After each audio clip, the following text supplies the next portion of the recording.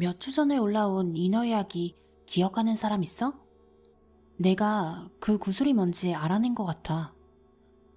그때 그 작성자가 구슬 안에 들어있던 게 뭐였는지 확실하게 말해주지 않아서 짜증났던 사람 많았을 텐데 아마도 이 이야기가 그 해답이 되어주지 않을까 싶어.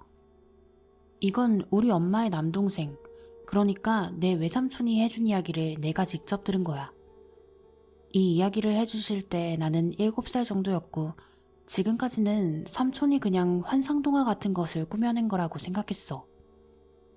엄마가 내가 전해준 말을 듣고 왜 이딴 이야기를 애들한테 해주냐고 삼촌 등짝을 후려쳤던 기억도 나. 그만큼 좀 오싹하고 듣는 내내 기분이 이상한 이야기였는데 삼촌의 조기 교육으로 지금 내가 오컬트 마니아가 되어서 너희에게 이런 이야기를 보고할 수도 있는 거겠지. 아무튼 이 이야기의 주인공은 삼촌의 친구였던 T로부터 시작돼. 삼촌이 초등학교에 다닐 무렵이었으니 아마 80년대였던 것 같아.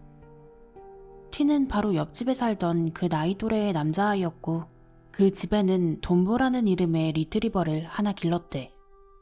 어느 날 삼촌과 T가 그 집 마당에서 놀고 있는데 T가 이상한 이야기를 했어. 야, 나 어젯밤에 변기통에서 이상한 거 봤다?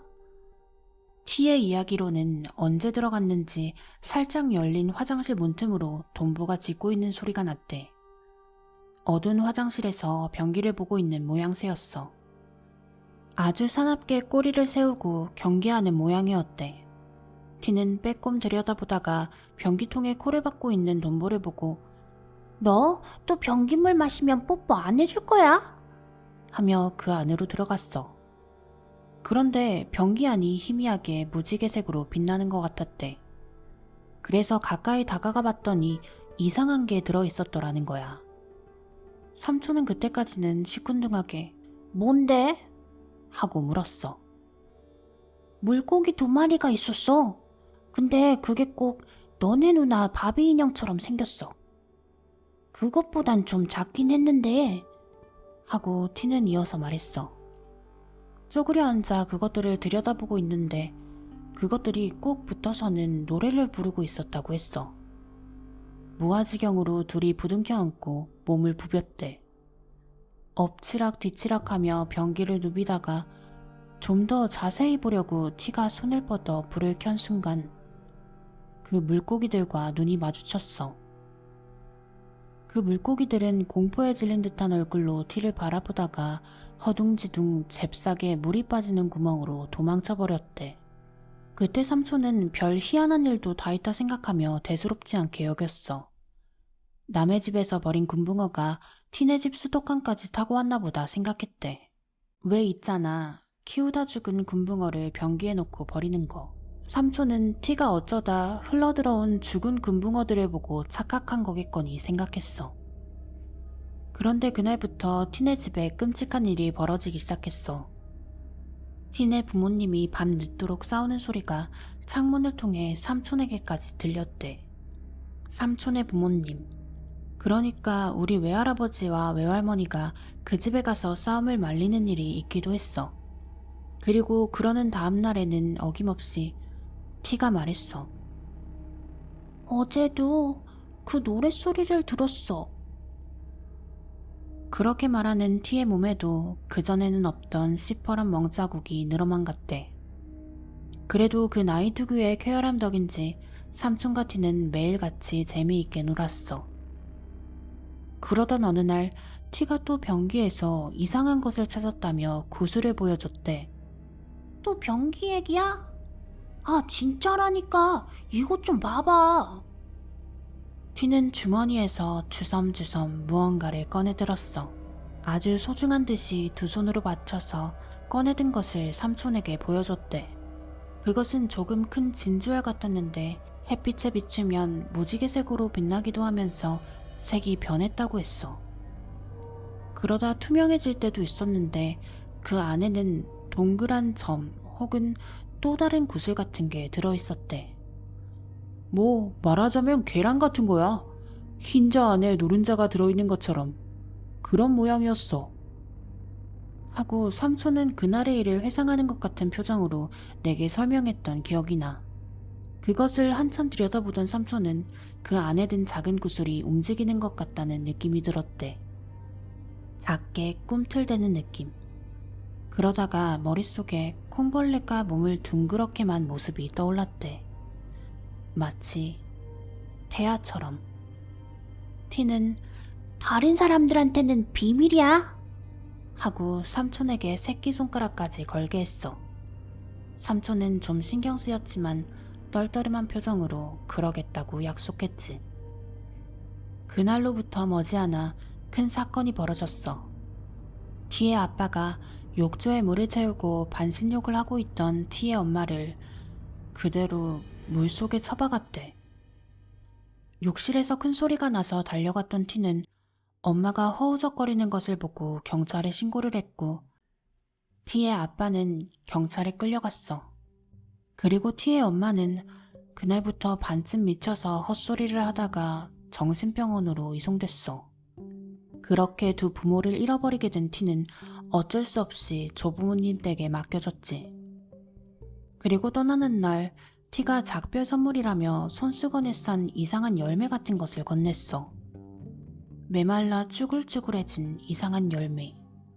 삼촌은 체리가 썩으면 이렇게 될 것 같다는 생각을 하며 티 모르게 약간 인상을 썼어. 거기서는 비린내가 나는 것 같기도 했어. 이거 그 구슬이야. 뭐? 이게?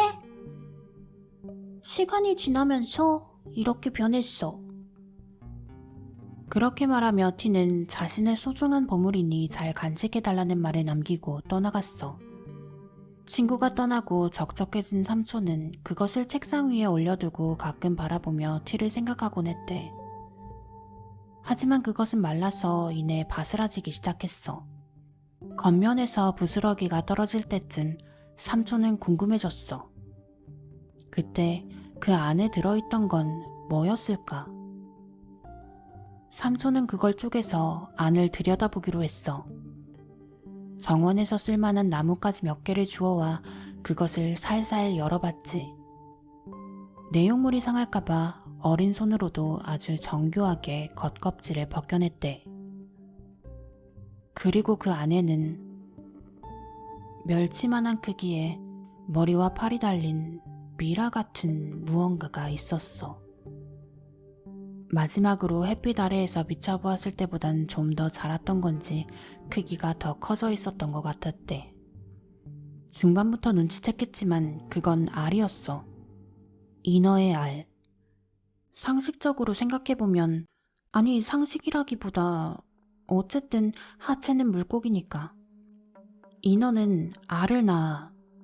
원글의 작성자는 노파가 인어를 씹다가 구슬을 뱉었다고 했지. 꿈속에 그 인어가 알을 품고 있었던 것은 아닐까. 나는 추측해. 나는 며칠 전 그 글을 본 후에 삼촌의 이야기가 떠올랐어. 바로 인터넷을 뒤지기 시작하다가 내가 다니는 대학 도서관에 가서 관련 서적을 닥치는 대로 읽었어. 그러다가 몇 가지 알아낸 것이 있어. 인어의 노랫소리는 사람을 미치게 하고 서로 싸우게 해. 결국엔 물에 끌어들여 죽게 만들지. 여기까진 아주 흔한 전설 같은 이야기야. 그리스 신화를 아는 사람에게는 확실히 그래 보여. 티의 부모님이 겪은 일도 일맥상통하지. 하지만 여기서부터 너희가 모르는 내용이 있을 거야.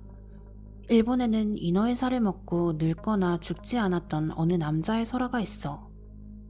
하지만 인어의 살이 그 전설처럼 불로불사로 만들어주는 것은 아니지만 노화를 확실히 늦추기는 하는 것으로 보여. 마녀 사냥이 한창이던 시대. 이 이야기는 마녀 사냥과는 상관없는 이야기지만 그 정도로 오래된 이야기라는 거야. 어느 마을에 아름답기로 소문난 농부의 딸이 있었대. 하지만 이 여인은 인어의 노래 때문에 가족을 잃어. 화가 난 농부의 딸은 그때부터 인어를 잡아먹기 시작했다는 이야기가 그 시대에 쓰여진 것으로 보이는 어느 책 한 권에 짧게 서술되어 있는 것을 발견했어. 그런데 복수를 위해서 그냥 죽이지 않고 잡아먹는다고? 나는 그 부분이 의아해서 관련된 다른 서적들을 또 찾아 헤맸지. 그러다 인어를 먹은 사람은 인어의 노래에 현혹되지 않는다는 이야기를 발견할 수 있었어. 이쯤에서 나는 원글의 노파가 이 농부의 딸이 아닐까 추측하게 됐어. 뭐 근거는 인어에게 보이는 적대감과 인어를 잡아먹는다는 것뿐이지만 어디까지나 이건 내 개인적인 추측이니까. 그런데 왜 어부의 딸이 아니라 농부의 딸에게 이런 일이 생겼는지 나는 그게 좀 의아했어. 바다에 나가는 어부가 아니라 왜 상관도 없는 농가에 이런 비극이 생긴 걸까? 그리고 아래의 글에서 그 해답을 찾을 수 있었어. 이건 내가 궁금해하던 부분을 넘어서 원글과 관련된 엄청난 단서들이 나와. 이걸 찾아냈을 때 내 심장은 결승전에 다다른 것처럼 벌렁거렸어. 아래의 글은 다른 문헌에서 찾은 거고 아주 오래된 책이었는데 헬라어로 쓰여 있었어. 사서의 감독 아래 장갑을 낀 채 만질 수 있었고 이것을 복사하거나 사진으로 찍을 수 없어서 직접 손으로 베꼈어. 번역은 언어학 동아리에 찾아가 부탁했어. 그렇기 때문에 필요 없는 부분은 대폭 생략하고 원글의 단서가 되는 부분만 남겨왔어. 인어에는 두 종류가 있다. 바다인어와 민물인어. 바다인어와 민물인어는 생김새가 제각각이나 대체로 민물인어는 그 크기가 성인의 손바닥만 하다. 중략. 주로 광합성을 하는 민물인어는 산란기에 종종 바다로 나가기도 하는데 그때는 해마나 개, 조개 등의 작은 바다 생물들을 잡아 육식을 한다. 민물고기에서는 얻을 수 없는 영양분이 있기 때문이다. 중략. 인어는 대체로 사람을 경계하기 때문에 눈에 쉬이 띄지 않는다. 그러나 민물인어는 그 개체에 따라 무리를 지어 사람을 사냥하기도 한다. 중략. 그중 민물인어를 잡을 수 있는 방법은 다음과 같다. 인어의 알을 미끼로 삼아 속을 파낸 조롱박 안에 넣는다. 그것을 인적이 뜸한 계곡 동굴, 물이 흐르는 곳에 넣어두면 어미를 찾는 알의 파동이 메아리치며 인어들을 끌어모은다. 꼭 조롱박 안에 넣고 동굴 속 물이 흐르는 곳에 둬야 하는데 햇빛에 닿으면 알이 말라 죽기 때문이다. 그렇게 이끌린 민물 인어들은 그 알의 파동과 빛깔에 매료되어 조롱박 안으로 몸을 들이민다. 그 안에서 남의 알을 제 자식인 듯 꼭 끌어안고 잠에 빠진다. 그러면 나중에 조롱박을 흔들어 알만 회수하고 인어는 조롱박 안에 가둬둘 수 있다. 물이 빠진 조롱박 안의 인어는 얼마 가지 않아서 서서히 말라 죽는다. 중략. 그러나 민물 인어는 자신의 알은 품지 않기 때문에 알을 낳은 후에는 그 자리를 떠나버린다. 이게 내가 알아낸 정보들이야. 지난 몇 주를 거의 도서관에서 살다시피 했어. 홀린 듯이 읽었지. 하지만 아직도 궁금한 것들이 너무 많아. 인어들이 구체적으로 어떻게 생겼는지, 먹을 때는 어떻고 소리는 어떻고 알에서는 어떻게 부화하는지 너무너무 궁금하고 직접 보고 싶어. 실제로 본 사람들의 이야기도 듣고 싶고. 그 중에서도 나는 노파가 왜 인어의 알을 원글의 작성자에게 주었는지 그게 제일 궁금해. 원글의 작성자는 왜 나타나지 않는 걸까? 혹시 추가적으로 인어에 대해 아는 사람이 있다면 계속 글을 올려줬으면 좋겠어. 난 나머지 이야기들이 너무 궁금해 미치겠거든.